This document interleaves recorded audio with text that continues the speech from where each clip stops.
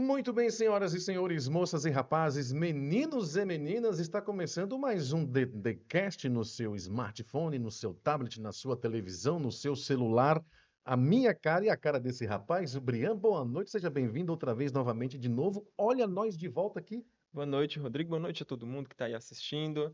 E é isso, vamos para mais um episódio do Endecast, Uhum. falar sobre assuntos gostosos. O que você achou do último episódio? Assuntos gostosos? É sempre uma delícia estar aqui. É sempre muito Obrigado, gostoso. obrigado por você me chamar de delícias. É, Não. é.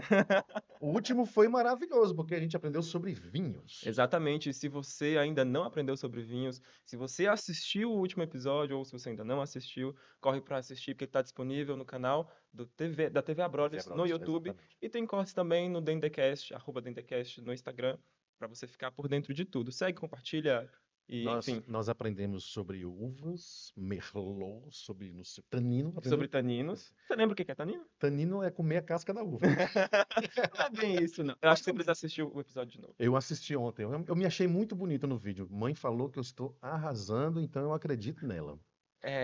Não é? É. Um beijo para a mãe do Brian, viu? Ele tem razão. É,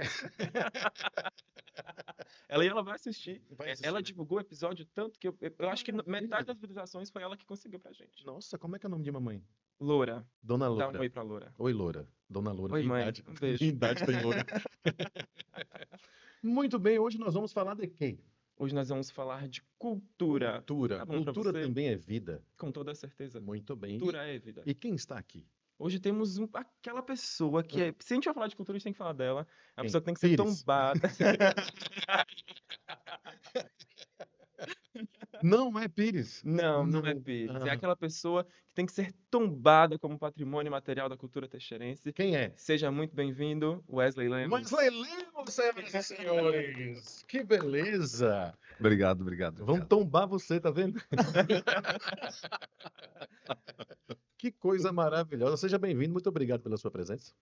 Eu que agradeço, Rodrigo, Brian. É sempre uma satisfação, né? Atender o convite dos amigos. E foi uma casadinha muito gostosa, né? Porque não se fala de vinho sem sentar e falar de cultura, né? Olha Sim. aí. Um bom vinho, um queijo, né? Exatamente. E tudo feito de forma artesanal e cultural. Olha aí. Então, que beleza. Exatamente. Olha. casamos, né? Casamos a um trisal. O povo fala assim, Rodrigo, você tem que falar menos coisa, mas não tem como. Se tirar isso, perde a sua essência. É complicado. Como é que uma pessoa vive? A pessoa vem de Minas Gerais, a pessoa é mineira, mas aqui em Teixeira de Freitas tem um negócio assim muito interessante, né? Nós temos influência do Espírito Santo, nós temos influência de Minas, e o nosso sotaque não tem nada a ver com a capital baiana. Como é que entrou na sua cabeça você chegar em Teixeira de Freitas, uma pessoa que vem de Minas, que está falando oxente, daqui a pouco fala uai, fala espia, e a gente não sabe bem o que está acontecendo. É fácil viver culturalmente em Teixeira de Freitas, desse lado, falando do sotaque? Ó, para mim foi interessante como é que eu cheguei aqui. Eu morava em São Paulo, capital. Tinha vindo de São Paulo interior.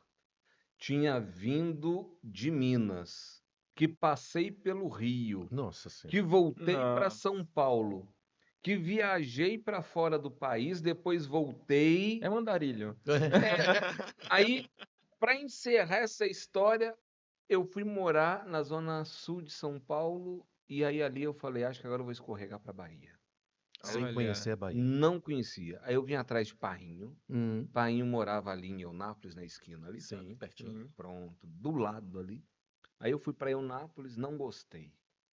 Não achei assim muito agradável. Mas no sentido porque eu sou uma pessoa muito fácil de me adaptar. Mas eu sou mineiro. Como é que é? Como diz o mineiro, não. Hum. Você não precisa bater duas vezes. O mineiro diz assim: você não precisa bater duas vezes na cangaia pro jegue andar. Entendi. E aí eu olhei e falei: não, que não é pra mim não. Aí fui pra Porto Seguro. É bom? Quando eu cheguei lá, que eu olhei pra um lado pro outro, assim, vindo da onde eu vim, Sim. eu olhei e falei: não é pra mim não. Se eu estava no céu, aqui eu tô na porta do inferno. Não vai dar certo. Aí eu conheci Teixeira de Freitas no dia 5 de dezembro. exatamente 5 de dezembro.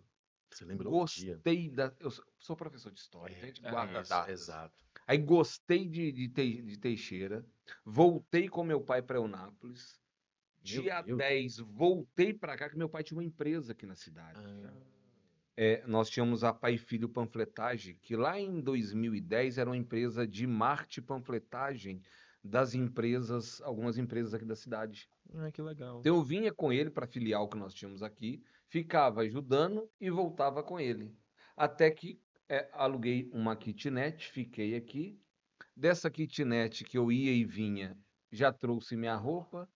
Da minha Foi trazendo roupa, eu, foi A fazendo a mudancinha. trouxa. eu encontrei alguém para poder dividir a amizade, fui criando amizades, né, Eu amigos pensei que aqui. tinha encontrado alguém para lavar a roupa. Não, encontrei amigos e fui criando amizade, fui ficando aqui, até que em 2011, oficialmente, eu fechei aqui com Teixeira e não saí daqui mais. E Arrumou as malas. você falou que Eunápolis você não sentiu aquele feeling, em Porto Seguro também você não sentiu. O que é que em Teixeira te atraiu assim? Quando eu cheguei aqui em Teixeira, eu sou mineiro. Para quem chega em Teixeira, ela não é aquela cidade quente. Ela é uma cidade agradável, porque uma cidade quente é Porto Seguro. Você Uhum. vê louro, magro, alto, baixo, rico, pobre, aquela mistura, aquele gingado. Você chega em Eunápolis, você vê aquele povo mais Feio. Não, você chega em Eunápolis, você acha aquela galera assim, bem country, sabe? Uhum. Com uma pegada. Eu gosto dessa pegada country. Sou mineiro, amo terra, amo roça. Rodrigo sabe Sim. disso, amo de paixão. Que legal. Mas eu senti uma cidade com um povo mais fechado, Sem calor humano. sem aquele calor. Quando eu cheguei aqui em Teixeira, olha que legal. A primeira casa que eu aluguei, a Hum. dona falou assim: não, você me paga no final do mês. Ah, Em Teixeira de Freitas. Sem nunca. Nunca me viu mais preto. Falei, porra, Que ou eu sou legal. bonito ou eu É. tô com axé. Exato. Vamos lá.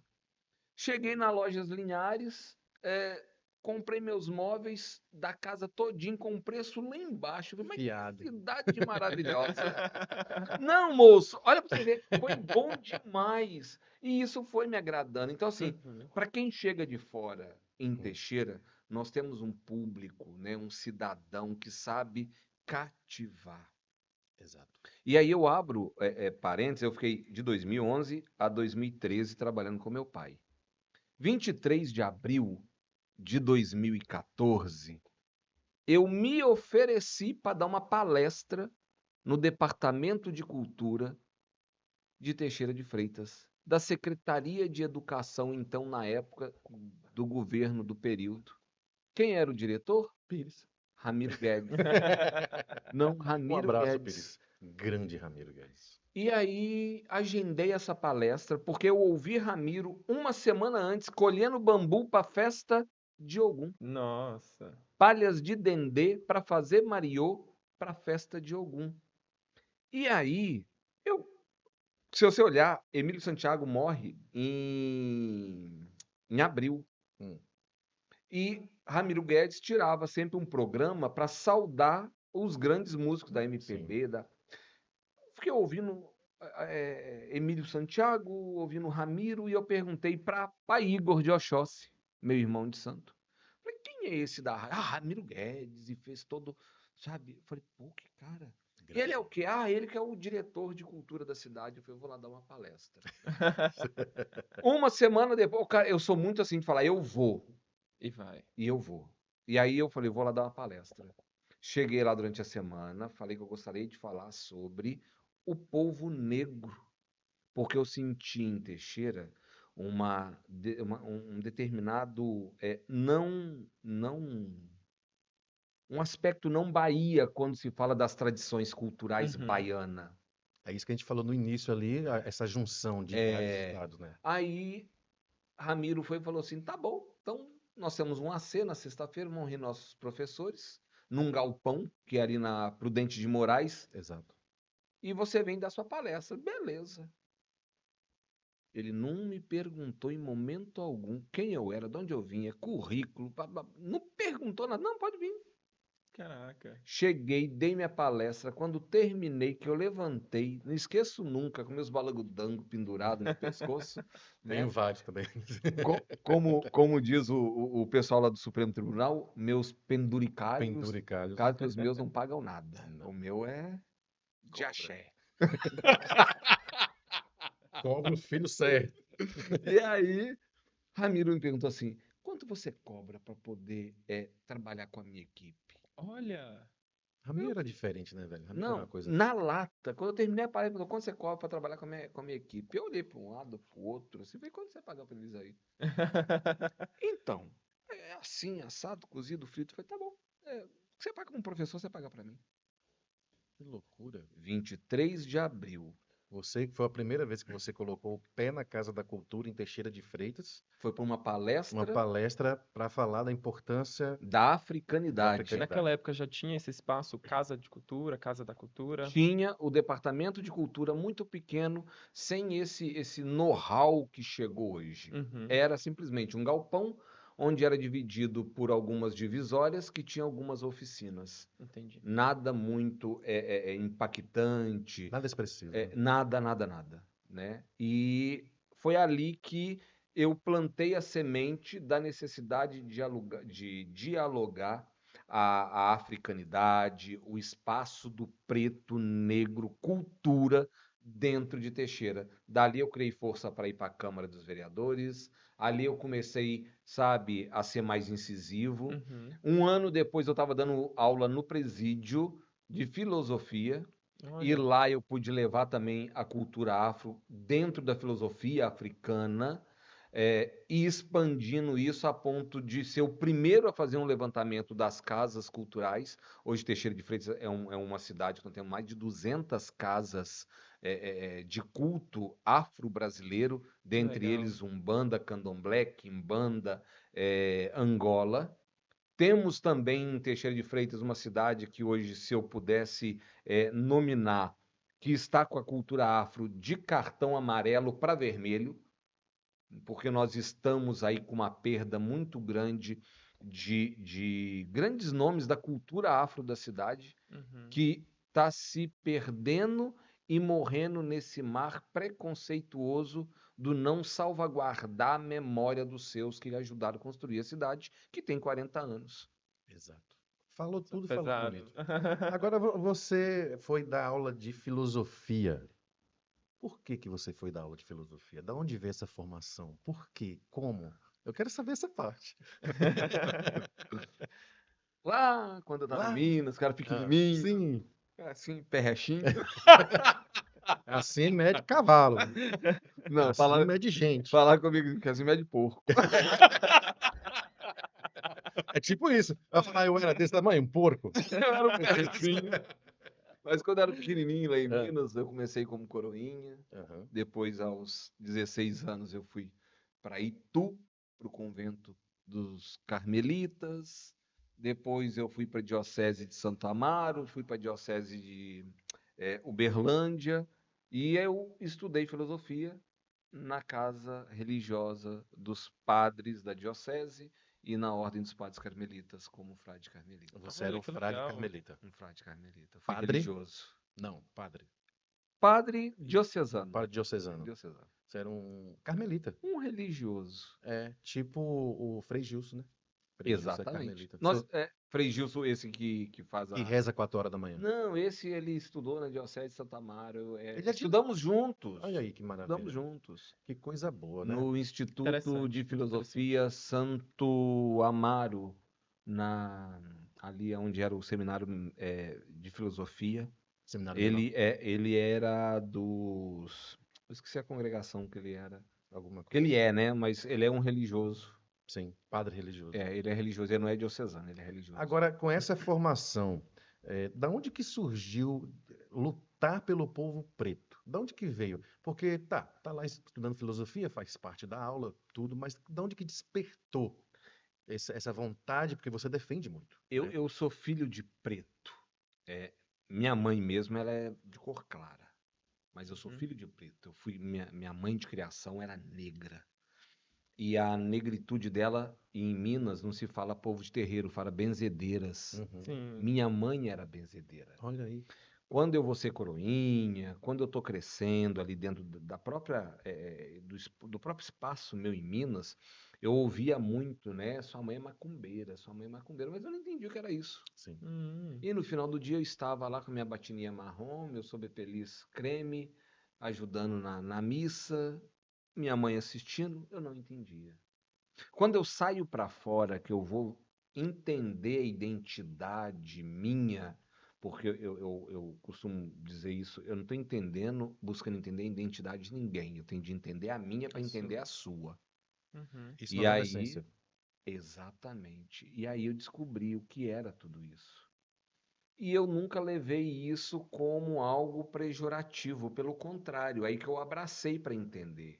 Eu entendi que a nossa sociedade é feita de DNA que tem 0,000 alguma coisa de alguém que veio de algum lugar chamado África.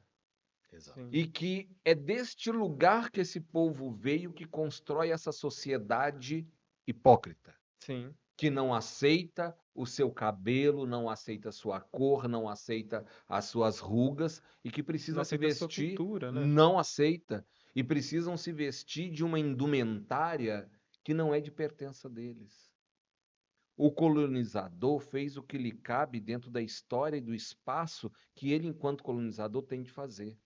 Mas nós, enquanto colonizados, aceitar a coroa do colonizador para continuarmos colonizando os nossos é inadmissível. E infelizmente esse projeto de colonização ele tem dado muito certo, né? Nem posso dizer que ele deu, ele tem Tem dado. dado, ele continua, Continua. né? Ele continua velado, né?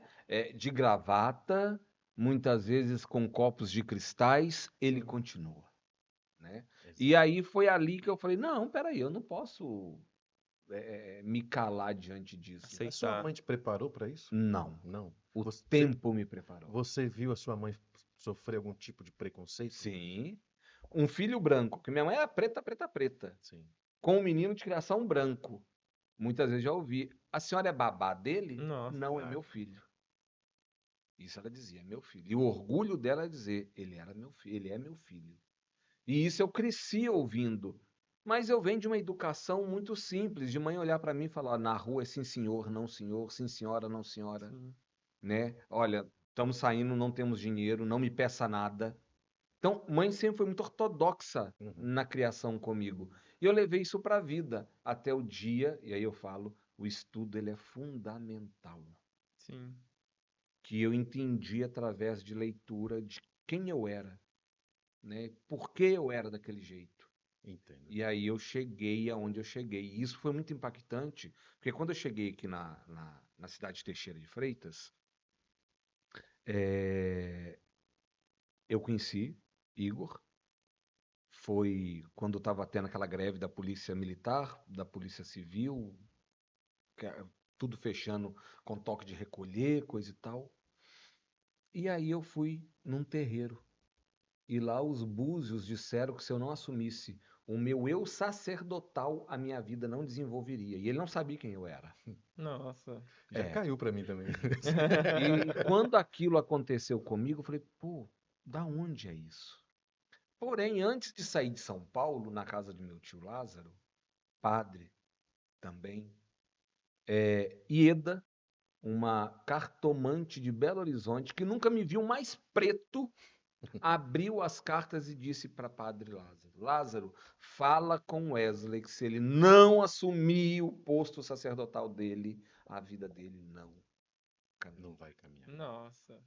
Quando Destino. Igor, ó, eu chego a ficar arrupiado, quando o Igor jogou os búzios e viu isso para mim, quando eu linkei com o que ela falou, eu falei, pô, É isso aqui.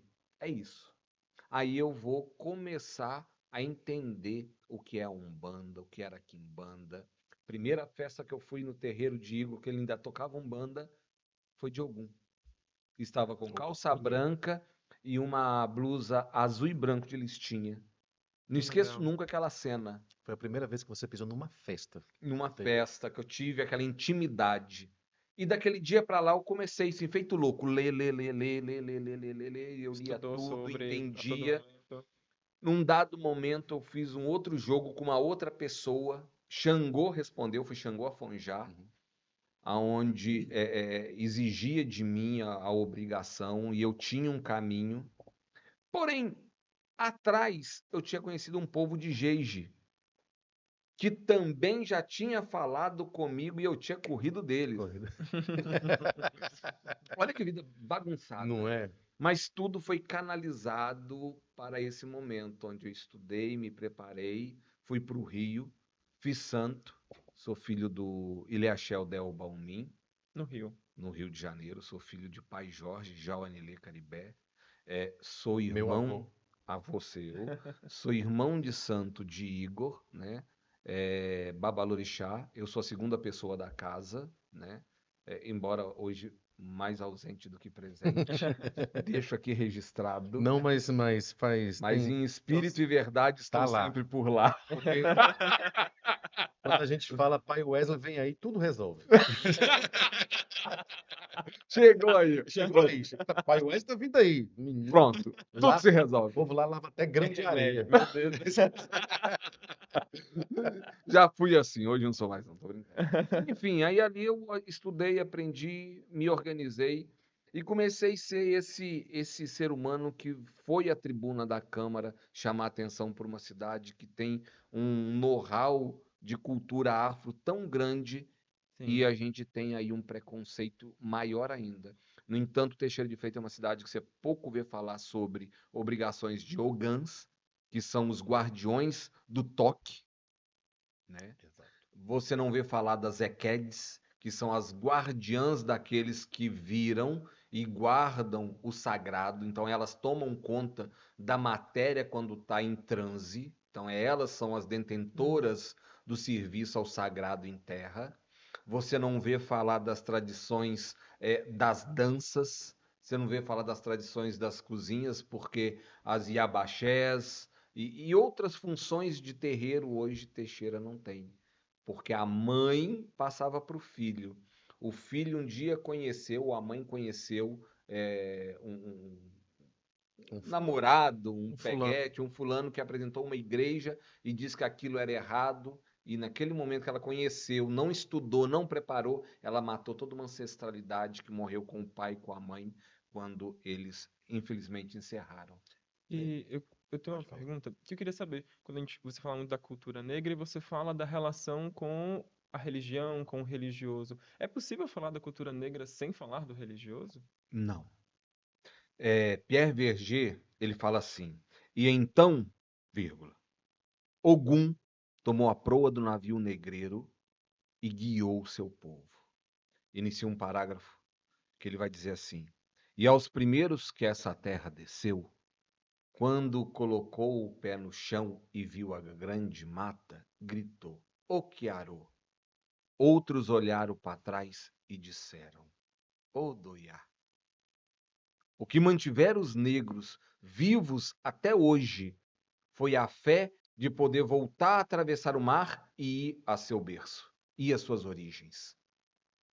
Quando eu, o colonizador, coloco para ele um santo, uma santa, uma religião, né? Quando eu mato o negro por ele não aceitar, ou coloco nele o nome de um santo, que o negro era batizado com o nome de um Sim. santo, quando eu coloco nele qualquer outra coisa que eu arranco dele a identidade, eu arranco dele a alma. Eu tiro o DNA dele. E eu começo a ter zumbis. E é o que nós temos hoje. Nós temos seres humanos maravilhosos, mas que não são capazes de respeitar a história dos seus e nem os seus que convivem até hoje. Sim. E os poucos que salvaguardam. E um pouco desse projeto, né, que exemplifica muito isso, de quando os colonizadores vêm colonizar, é que em cada cidade, né, em Minas também principalmente, tem uma igreja. Então, esse primeiro contato de colonização, ele também parte do retirar essa humanidade, retirar essa alma do negro, dos indígenas também, de dizer que aquilo é errado, de demonizar e falar o meu é o certo. E agora você tem um lugar específico para cultuar o que é meu e você vai deixar o seu para Não, trás. e quando a gente fala de Minas, muito bem lembrado, as cidades antigas, Ouro Preto, Mariana, Congonha, Sabará, aqueles monumentos, Cidades históricas, né? aquelas grandes igrejas, muitas construídas com pedra sabão e óleo de baleia mas sangues de escravo, carcaças de escravo. Quantos foram cimento vivo para construir aquelas grandes igrejas, as catedrais, as basílicas de Minas? Falamos assim, né? Eram escravos, não tinham alma. Hoje nós sabemos que tinham. Não se misturavam. Eram proibidos de se misturar. Os negros passavam pela esquerda, os brancos passavam pela direita, né? Não poderia entrar na mesma igreja. Tinha calabouços nas igrejas, né? Sei lá, fez algum crime, prendia o cara na igreja, um lugar que deveria ser sagrado, né? Mas prendia lá os E assim, pretos as igrejas pelo de crime. Minas, você vai ver em cima algumas grades onde eles andavam, que era o lugar que o negro tinha de ficar. Nas Nas grades, em grades, cima, para não se com misturar. vela, para poder iluminar o culto aqui embaixo. Enfim, então assim, a história por si, ela coloca o negro sempre à margem, Sim. né? Então é impossível falar da história, da cultura, sem falar da religião, porque quando acabava a missa, ele tinha de ir para um lugar. E era para o lugar que ele ia, que ele invocava o seu sagrado para manter de pé para começar um novo dia. É. E é muito importante a gente falar sobre isso, é muito importante a gente falar de história, porque tem uma frase muito famosa que, me desculpe, mas eu não vou lembrar quem disse, que a pessoa diz que um povo que não conhece a sua história está fadado a repeti-la. Então é muito importante a gente lembrar e reafirmar em todos os espaços que a gente vai e o quanto a gente puder para relembrar a história, que molda não só a cidade, mas também cada um de nós. Muito importante falar sobre isso. A cultura, ela é maltratada? Essa cultura é maltratada. Muito. Muito. Porque a cultura, eu já ouvi isso. Diz que cultura é coisa de vagabundo. Ah, já. Sim, Então, tipo, hoje, são alguns tópicos interessantes. Exemplo, quando se fala de cultura, a primeira coisa, temos de abrir os nossos ouvidos e estarmos atentos que cultura é política pública. Exato. Hoje ainda, a sociedade não entende que cultura é política pública. Política pública para a nossa sociedade brasileira é o quê?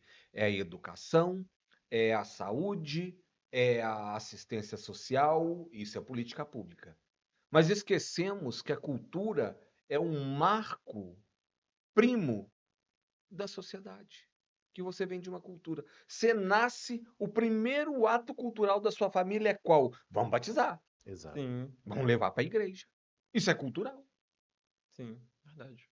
E aí, quando você começa a tratar culturalmente isso, quando você chega ali na música, na dança, na escrita, né, no artesanato, você simplesmente está resumindo o berço cultural da criança que você plantou lá quando era pequenininho.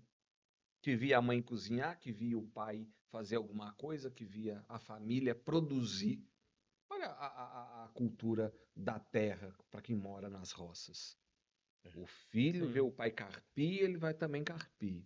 O filho vê o pai tirar leite, idem. A mãe no fogão de lenha, a filha também. É cultural.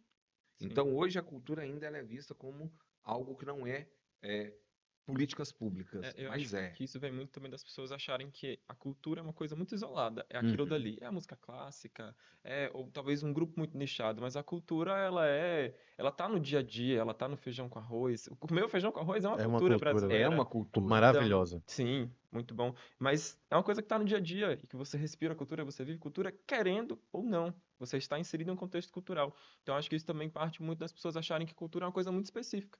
Você concorda com isso? Concordo. Ô, Brian, a cultura, se a gente pegar da década de 60 para cá, porque a cultura no período da ditadura ela foi massacrada. Sim. Matou-se a cultura no período da ditadura. E até pouco tempo atrás também. Não falando de quesitos políticos, de quem está no governo ou não, nós voltamos a cultura num período, como disse muito bem Rodrigo, matamos ela por um outro período e agora nós suscitamos ela, infelizmente num período triste, que foi da Sim. pandemia, mas ela toma um corpo, ela encorpa e ela vem aí tomando um protagonismo, né, um espaço enorme aí com os vários fomentos que a gente hoje tem. Mas a gente tem de entender que nesse morre e ressuscita da cultura, quem mais do que a sociedade para mantê-la viva dentro dos seus nichos? Uhum. Então, hoje, quando você olha assim e fala, ah, cultura para mim é música clássica. Mentira. Quem te ensinou isso foi o colonizador. Exato. O colonizado vai entender que a cultura é aquela dança de roda que ele aprendeu com a avó, que veio de alguém, que veio de algum lugar. Quem te ensinou a ouvir o toque do violino foi o colonizador, porque o colonizador ouvia aquilo. Você passou a ouvir a cultura do outro, não a sua.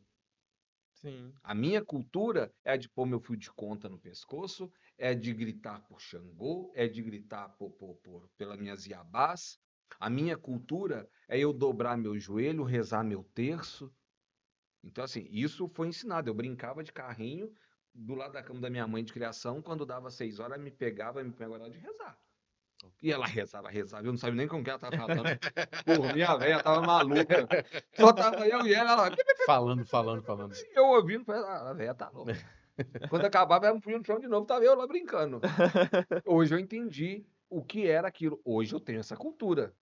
Sim. Né? Às vezes eu tô em casa lá, falando com Deus, e às vezes Cássio tá em casa e ele olha assim e fala: Aprendeu com a Endoidou. mãe. Você tá entendendo? Então, assim, isso é cultura. Esta é a minha cultura. Uhum. Exato. Né? E quando eu ouço, sim, o clássico que eu amo, né? Quando eu admiro a cultura europeia, a cultura do outro, eu admiro consciente que aquilo que eu participo é do outro, Que não é a sua que cultura, não é não a é a minha. nossa cultura. Então, assim, estou bebendo água no seu copo. Eu sei que eu vou embora, a água eu tomei, mas o copo é seu. Exatamente. A não ser que mago Você deixa eu quer levar o levar copo. o copo? Agora pronto. A cultura, ela tem muitos grupos culturais, grupos de teatros nos morros da periferia. Aquele Nós no Morro, por exemplo, é muito famoso em todo o Brasil. Através da dor nasce bela arte cultural, através da dor.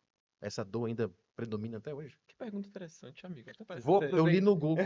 Vou aproveitar o tempo que estamos. Estamos na quaresma, Quaresma. né? Estamos no terceiro domingo da O quaresma, padre não sai dele. que antecede, né, Cultura a dele, última né? semana que entra a Semana Santa. Exato. Então, nesse período, tem uma frase muito linda que eu medito ela muito em latim, que diz: Ó vos homines, qui trasirdes per via, sicut de dolor meus. Traduz aí, Michael, o que que ele falou.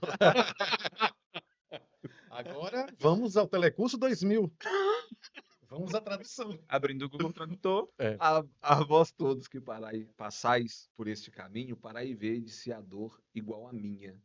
Né? É uma frase que Verônica usa quando ela enxuga o rosto de Cristo. Padre Antônio Vieira Uhum. escreve grandes sermões, todos baseados em quê? No sacrifício da cruz, na dor. O artista, ele tira do mais profundo da sua alma, da sua dor, a criação mais bela. As obras mais belas de Beethoven, ele estava ao leito de morte. Ele já estava fadado à morte. As obras mais lindas e incompreendidas de grandes pintores foi feita quando ele não vendia nenhum quadro nem para comprar 1 litro de cachaça. Exato. Na Europa é uísque, né, e outras bebidas, mas no brasileiro é cachaça. E é melhor. Tô traduzindo. Tô traduzindo. Então, assim, eu falo de mim. As primeiras poesias que eu escrevi, que eu sou poeta, Eu sei. as primeiras poesias que eu escrevi vieram de um sentimento, vieram de um carinho que eu tinha. E eu extraí o melhor de mim para pôr nas letras, para não falar de alguém que eu falava de alguém. Então, Interessante. a dor te permite criar as mais belas obras já existidas. Vamos falar da música, né? Estamos no espaço aqui de pessoas de rádio, né? De comunicação. Se a gente pegar as músicas mais belas, tá ali na época da boemia, do bolero, a dança de salão. Ela extrai uma alma pura de um homem que sofre de amor verdadeiro, né? Tipo, aqueles olhos verdes, translúcido, sereno, né? Não é o seu. Eu tô, Eu tô usando lente Ele hoje. já tava aqui se. Eu, Eu você tô, viu ele eu chegando tô com usando. óculos. Ele puxou pra ele, mas não são seus. Então, tipo, olha pra você ver essa letra, né? Aqueles olhos verdes, translúcido, sereno, lembra-me o luar. Então, a pessoa expressava a vida, o local, a alma, a memória de alguém que ele não podia, né? Então, quando eu falo e faço essa analogia entre o patíbulo da cruz, a paixão do Cristo, né? A própria palavra em si, ela já me permite criar, né?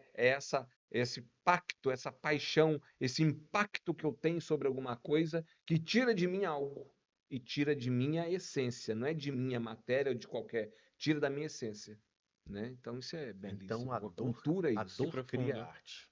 A A, dor cria a arte. dor cria arte. Mas a arte só vem da dor? A alegria, ela é emotiva.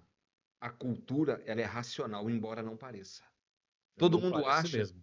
todo mundo acha que cultura é emotivo. Ah, de hoje eu tô cultural. Eu abri alas que eu quero passar. Mentira! Gostei. É, nós precisamos, tipo essa própria música, né? Ou abre alas que eu quero passar. Ela precisou ser criada de uma forma muito racional a uma crítica Exato. para depois ela se tornar uma marchinha alegórica de carnaval. Hum. Então, toda criação cultural, ela vem de uma hemorragia, de uma necessidade muito grande, e que a gente não dá conta disso, porque a gente precisa velar a nossa racionalidade com uma falsa emoção. Olha o carnaval. Todo mundo vai para a rua, todo mundo bebe, todo mundo afoga alguma coisa. A pergunta é: o que você afoga? O que você solta de dentro de você, de uma forma emotiva, que racionalmente você não tem coragem de soltar? Ai. Tá vendo? Rodrigo solta Tá franga. vendo? Muito. Sou louco pra sair no carro alegórico. Então, o seu carnaval é todo dia. Estamos na Tem uma reportagem muito legal falando do Milton Cunha, que ele fala assim: ah, só tem macumba, ah, só tem povo negro. Você quer que fala de quê? O carnaval candomblé é tocado dentro de um barracão. A escola de samba prepara o seu desfile dentro de quê? de um Dentro barracão. de um barracão. É a raiz da negritude que nasce ali e desfila a sua festa, a sua cultura. Quem está dizendo que está errado é o preconceituoso, enfim, diz que só tem macumba, não assista. Não é isso? Olha, eu digo assista Para criticar? para criticar. Precisamos de crítica para evoluir? Não, para podermos mostrar que estamos incomodando e que Hum. estamos ocupando espaço e que ninguém nos calará. Mãe Stella, de Oxóssi, né, Caiodé, ela vai dizer o seguinte: precisamos deixar as fantasias, as indumentárias que nos cobrem daquilo que somos. Isso ela vai falar lá em 1960 alguma coisa, quando ela abre a grande discussão sobre o sincretismo, que foi a primeira mulher Primeira a mulher a falar. dizer candomblé, candomblé, umbanda é umbanda, né? Oiá é oiá, Santa Bárbara é Santa Bárbara. Não mistura as duas não, que cada uma é uma. E eu trago isso para agora. A crítica que recebemos, é só macumba, é só coisa de preto, é terreiro, tem de ser criticado sim, para fazermos melhor, porque se incomodamos, mexemos em alguma coisa em você. O que fazemos que não é agrado seu? É a questão religiosa ou a questão de você saber que você faz parte disso, mas você não permite fazer parte disso? Coisa interessante. Fica aí a interrogação. Secretismo religioso, há quem diga que ajudou, há quem diga que atrapalhou, há quem diga quem salvou. Até hoje existe esse resquício aí que a mãe Estela, que foi a primeira Yalorixá, que colocou isso, como você falou, escreveu livros, que foi para a imprensa, que falou a verdade sobre esse e diversos outros assuntos. Ela foi Yalorixá do Axé Bonfojá, né, de Salvador, uma importante casa de candomblé do Brasil. Tradução: a casa de Lê Axé Bonfojá. casa sustentada pela força de Xangô. É o tradutor, é o Google. O Gemini, né? Hoje é mais bonito, né? É o chat GPT, O o GPT, Gemini. Isso. Ah, não é Gemini não, Gemini. Isso aí, viu? Exato. A correção foi o Gemini. Aí tem muitas pessoas que são curiosas que falam, às vezes você fala umas coisas, como fala o nome do nosso terreiro, por exemplo, o que que significa? Eu falo, rapaz, é tão lindo que eu não tenho a tradução para lhe dar, entende? É a minha cultura. Às vezes, quando eu estou de 15 para as 3, eu falo isso. Porque não é o despertar de uma curiosidade, é um despertar de uma crítica que a pessoa quer fazer. Ah, isso significa isso, por que que não fala então assim? Por que que não fala assado e tal? E eu acho isso tão desnecessário. Mas a casa-mãe, obviamente, ela precisa ser assim, porque ela é um espaço cultural e que é visitado por todos, né? Mas no meu íntimo, às vezes, eu fico meio chateadinho. Eu tô reclamando mesmo. A gente Tô percebeu. reclamando. Tô reclamando. É o comercial. Não vem falar mal da minha casa, não, que o bambu geme, né? Da nossa casa. Teixeira de Freitas, pela primeira vez na história, tem uma Secretaria de Cultura e Turismo. Certo? É um ganho. Enorme. É. Monstruoso. E não é porque eu estou lá.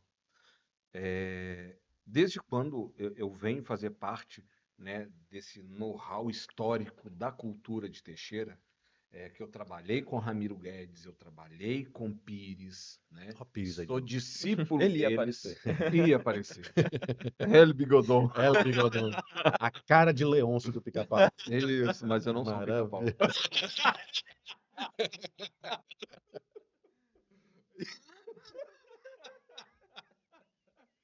Maravilha. Então, eu faço parte dessa história. E eu sempre almejei que Teixeira tivesse, de fato, uma secretaria. E quando doutora Penélope, né, nosso prefeito, doutor Marcelo Belitardo, sonha isso e partilha isso com a equipe, e que a gente vê, né, no sonho deles, nascer uma primavera cultural em Teixeira, eu confesso, eu chorei. Eu chorei porque naquele momento nascia a esperança de sermos maiores no extremo sul da Bahia. Naquele momento nascia a esperança de artistas para o futuro, porque hoje somos uma secretaria nova. Exato. Ainda temos limites, Sim. mas vamos encorpar.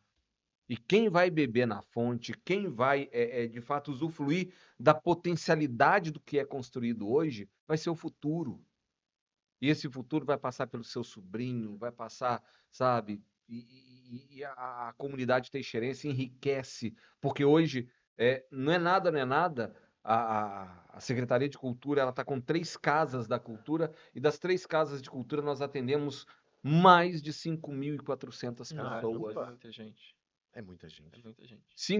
Sabe o que é 5.400 pessoas, matrículas Isso, de isso cursos diretamente, né? direto lá Direto. dentro? Indiretamente, Sabe? Então, assim, que entra, sai, que faz um curso, que faz uma dança, que chega lá e conta assim, pô, eu era assim, mas depois que eu vim para cá, hoje eu tô dessa forma, eu penso.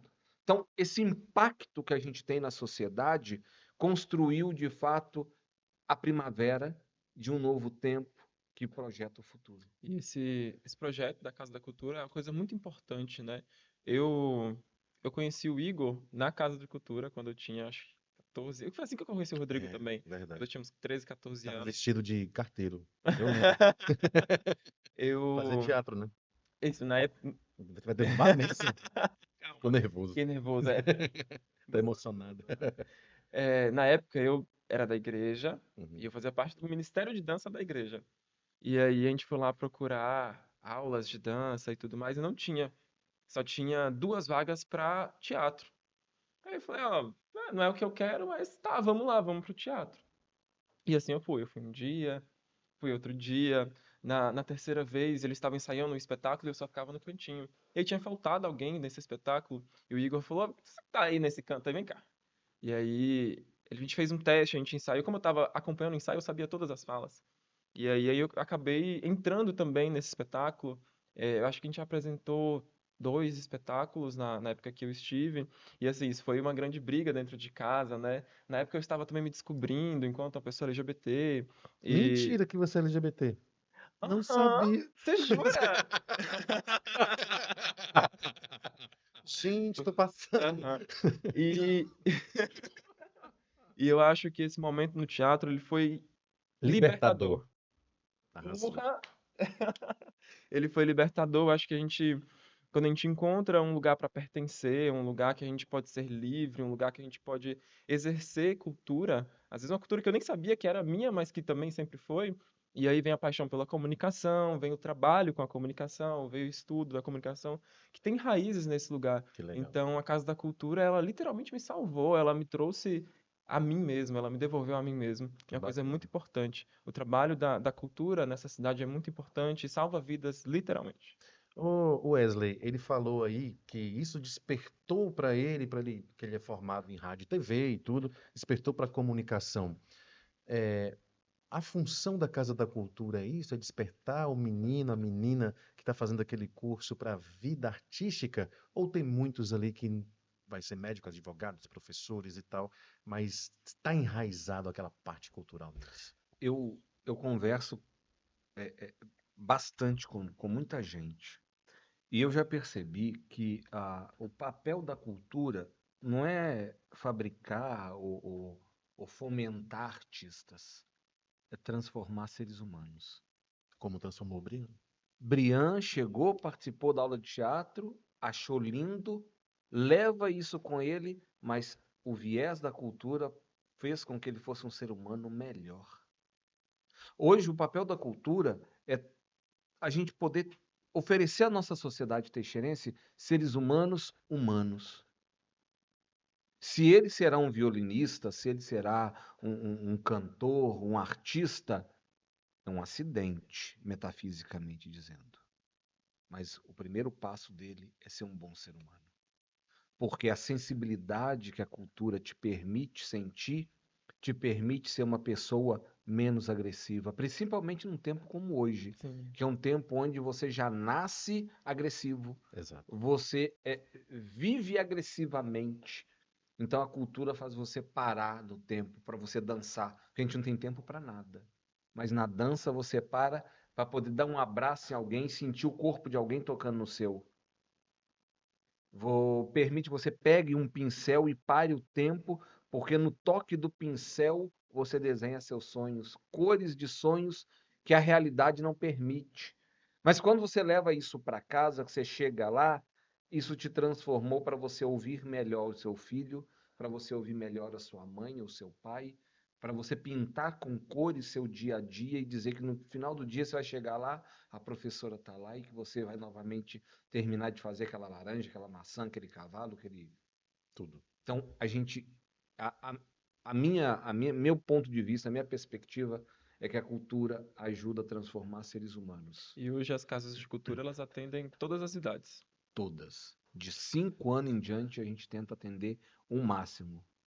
Todo cursos diversos. Cursos diversos, cursos livres, né? Então hoje a gente tem inglês, tem informática, tem mídias sociais, Tem Libras que eu acho muito bacana. libras, balé, inglês, né? E quando eu falo dessas modalidades, são modalidades que eram tão abstratas da sociedade, né? Que só tinha quem tinha condição. Sim. Hoje não, você vai lá, você sai aprendendo a movimentar suas redes sociais, você sai mexendo num computador, você sai aprendendo a fazer alguma coisa.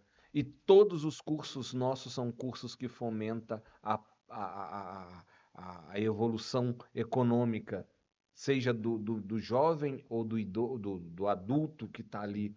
Porque se você aprende hoje um curso de informática, impactua no seu serviço lá fora. Você aprende violão, você gosta, vai cantar num barzinho, Faz uma né? grana. Você faz um dinheiro.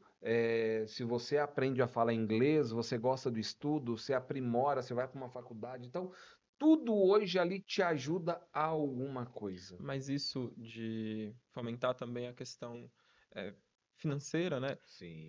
Isso é um objetivo ou uma consequência? Boa pergunta. É boa pergunta. Vamos para o intervalo daqui a pouco. Eu acho que vai muito de quem tá lá. Quando você senta na cadeira, você tem de perguntar: aqui eu tô né, para A ou para B. E você vai se permitir que aquilo seja A ou B naquilo que você pretende amanhã. Então, acho que essa pergunta, eu falei que ela é complicada de responder, que ela é muito individual, Exato. Uhum. né? Ela não é pessoal, ela é individual. Exato. Música, você falou várias vezes de música. Música antigamente, desculpa, ele falou, você não vai falar de coisa de antigamente. Desde cedo que ele tá me mandando um áudio. Fica falando de coisa de velho, eu não entendo. Você pegava um álbum, você pegava um disco, você pegava um CD, tá, Brian? Você conheceu Não, o CD? isso eu sei. Pronto. Tinha uma história ali contada. Você seguia aquele CD, aquele autor, aquele cantor, aquele artista, ele contava uma história através daquelas músicas. Tinha música que a gente pulava, que a gente não gostava de ouvir, que não fazia parte ali do nosso cotidiano. Hoje é tudo muito rápido, é tudo muito diferente. Como que nós possamos colocar na cabeça desses jovens a cultura da forma que ela era? Tem como fazer isso? Ou hoje o implemento musical está sendo feito de uma outra forma? Se eu pudesse, eu queria que a galera voltasse a ouvir fita. Fita? Lembra da fita? Não. Cara, eu colocava a fita, apertava o play. Quando acabava de ouvir aquela música, eu tinha de apertar ali a setinha para Para voltar, voltar. para ouvir de novo. E, aí, Exato. e quando a fita estava gastada, ela enrolava ali no motorzinho, a gente desmontava para fazer a hélice de aviãozinho, Isso. para poder novamente ouvir, ou colar ela, tirar, porque tinha um negocinho que você montava, enfim. E batia na mão assim para ela porque tava pesada. Era dessa forma. Eu ia bater assim, mas achei escroto. Eu acho que foi pior. Mas você, naquele momento, você ouvia com mais atenção, Exato. você sentia, você pegava na fita, né? Era palpável. Era o CD, o medo do CD arranhar, porque senão pulava. O vinil, Nossa Senhora. misericórdia. Lá em casa eu tinha meu vinil, e aí eu tinha um de Balão Tim mágico. Maia, não, Tim Maia. E às vezes eu tava ouvindo ele e mãe, eu pulava de uma coisa para outra, ela falava, vai arranhar meu disco. Era um cuidado É. danado. Passava um alquinho no disco para guardar. Ou então Nossa. quando a agulha Nossa quebrava, Senhora. mãe falava agulha, falava, o diamante, É. você lembra essa parte? O Diamante. diamante do disco quebrou. Era uma Caraca. vivência Era. ouvir música. E envolvia a família no cuidado. Hoje Uhum. não. Hoje você pega o celular, você vai no Spotify, eu quero isso aqui, ó, Laranjeira, pá, aí já tá. Você não tem aquela perspectiva de esperar. Ou eu lembro que o vinil, quando você põe, vai É, até entrar, Nossa. né? Que antigamente falava que era o capeta que era o falava, capeta. não era? O da Xuxa falava, o Da capeta Xuxa. falava. Ele Tinha, gravou vinil naquela época. tinha, a Xuxa tinha um disco que se você rodasse ao contrário, era o capeta que Era o falava. capeta. Deus. É. E hoje também, ainda, isso você não escolhe mais a música que você quer ouvir, né? Eu, por exemplo, quando eu tô tomando banho e tal, eu seleciono uma música. E aí o Spotify, dentro do meu algoritmo, dentro dos meus gostos, que ele já supostamente entendeu, ele vai tocando. Então eu não escolho mais o que eu ouço também. Ele vai te colocando o que quer. Agora, pense eu, na idade de 23. 23 anos, levar um som para o banheiro. Meu pai ia bater na porta e ia falar: Você é sócio da Coelba, tá ligando ali, tá gastando água. Porque os pais daquela época estavam gastando água. A gente não estava tomando banho, a gente estava gastando água, gastando energia, ia levar som.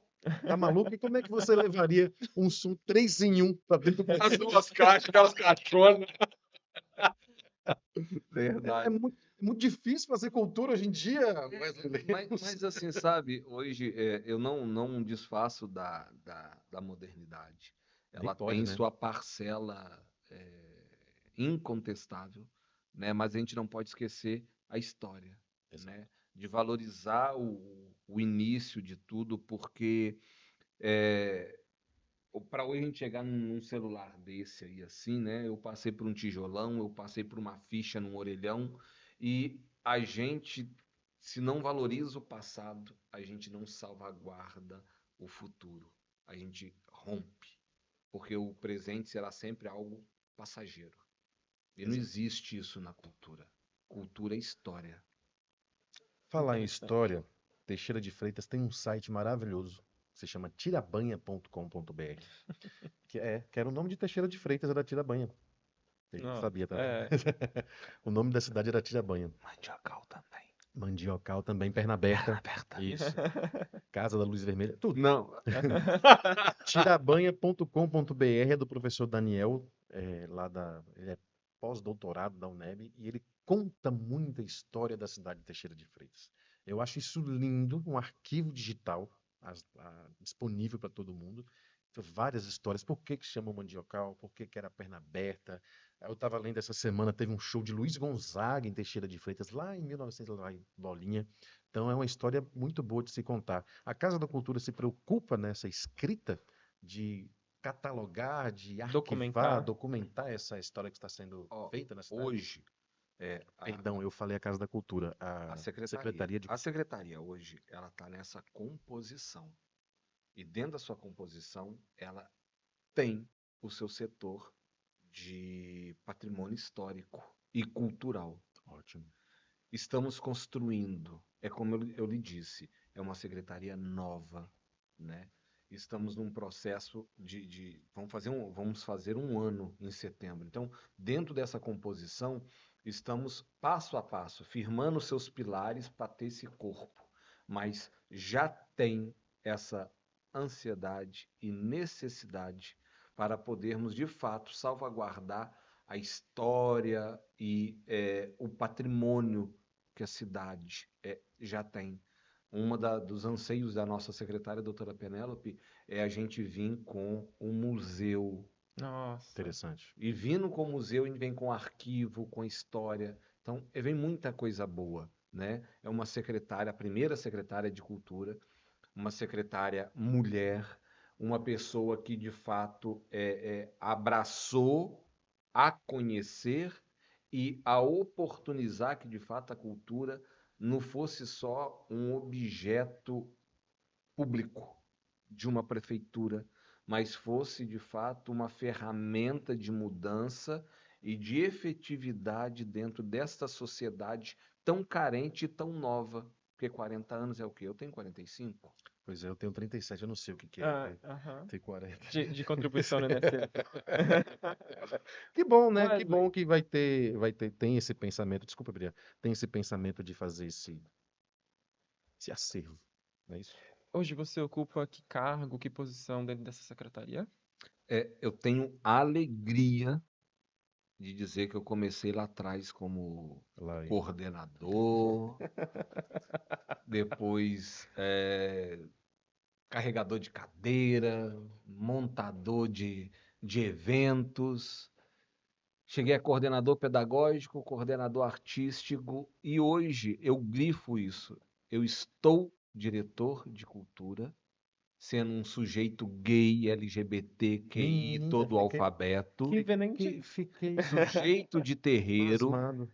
afro, sabe? E para Teixeira é um ganho, porque sentar numa cadeira dessa é estar comigo toda uma ancestralidade, toda uma representação de pessoas que não têm a oportunidade, né? E eu falo muito disso, eu sou a voz desse povo. Que legal. Sabe? Eu represento, não escondo e me coloco sempre à disposição quando estou com os meus numa mesa de reunião, de debate, a defender essas pessoas que estão comigo, né, fazendo esse trabalho humano, porque não é fácil você levar no pescoço um fio de conta, não é fácil você dizer quem você é e não ter medo de levar pedradas, que os outros apontem o dedo, igual já apontaram, um exemplo foi 7 de setembro, Sim. né?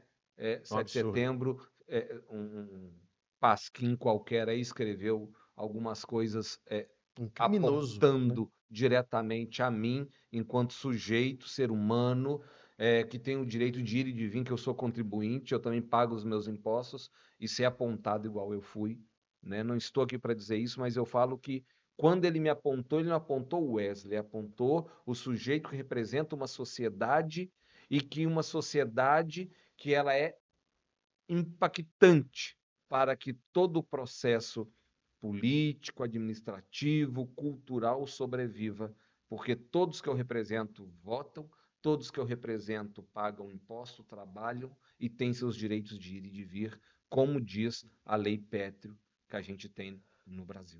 Exato. As casas de candomblé, umbanda, quimbanda, as rezadeiras, isso foi catalogado em 2014. 2014. Hoje o número aumentou. Casa da Cultura vai novamente fazer esse levantamento, vai chamar essas pessoas para o diálogo, vai criar algo para que possa proteger também essa cultura, né? É preciso e é necessário. Estamos caminhando, como eu lhe disse, ainda a passos curtos, porque hoje Teixeira tem uma grande resistência. Vou dar um exemplo. Quando nós convidamos mais de 10 casas para vir para a avenida, nós tivemos uma resistência porque pessoas machucadas têm medo que arranque a casca. Exato. Porque quando eu tiro a casca, sangra. É interessante dizer que naquele desfile tínhamos a colônia japonesa, tínhamos os ciganos, tínhamos tantas pessoas, mas os apedrejados foram os pretos, Exato. foram os sujeitos LGBTs, foram os gays, as travestis, as drag. Então, assim, eles são muito específicos em quem joga a pedra. Então, isso faz com que essas pessoas recuem, porque elas já estão cansadas, mas não deixam de lutar e de querer seu espaço. Então, hoje a gente já constrói algo pensando em chamar esse pessoal para um diálogo, para criar uma ferramenta que os possibilite, sim, mas estamos antes pensando como construir para que, de fato, possamos dar a eles o devido aconchego necessário e a proteção necessária. Porque não pensamos assim que eles não são peças ou objetos, são sujeitos de uma história. E o sujeito, ele tem seu lugar. O objeto não, mas o sujeito, ele tem seu lugar. E é uma história muitas vezes familiar, né? Um terreiro, uma casa de umbanda candomblé, uma história familiar, que ali o babá, infelizmente, faleceu, acabou, como a gente, né, conhece histórias, e isso precisa ser catalogado mesmo, precisa ter uma ajuda, eu acho que é uma coisa muito Ser importante registrado. ser registrado, uma coisa muito importante. Olha só para você ver, né? Se a gente corre Teixeira, se a gente sobe a Macaúba, a gente vai falar de Luizinho. Sim, Se a gente sobe sentido ao Tranquedo, a gente fala de Dona Maria. Essa Maria Maria. eu não vou lembrar o nome. Não, eu lembro, mas tinha a Dona Maria ali. Se a gente vai sair da cidade, a gente vai dar Dona Maria Laranjeira. Se a gente desce, a gente fala de Seu Vitório. Se a gente sobe aqui sentido ali ao Colégio Militar, a gente vai falar de Nengo. Se a gente sai indo para Colina Verde, tinha uma outra Dona Maria que tem lá perto do Montserrat, a casinha dela ainda tá lá, que faleceu também. Então, assim, a gente tem nomes e pessoas que ajudaram a construir a cidade e que a gente precisa trazer à memória para manter viva a história. Exato. Porque morreu, acabou. E não é isso. Não. De forma alguma. Não. De forma alguma. Quando eu morrer, eu quero uma estátua lá no terreiro minha. Então, já vou ter que deixar registrado, Tá aqui documentado. documentado. Agora, acabou o programa já? Como é que é o negócio? Acabou. Acabou o O programa? Michael já tá querendo ir Já embora. está querendo ir embora já? Mas antes vamos falar do livro, né? Claro. Vamos falar do livro. É um livro aqui Que capa presente, bonita, né? inclusive. Quem fez essa capa? Vou mostrar aqui pra vocês. Contos populares afro-brasileiros e urbanos, Wesley Lemos Babaebé Axogum. Eu sei o que é. Se você quiser falar, fica à vontade.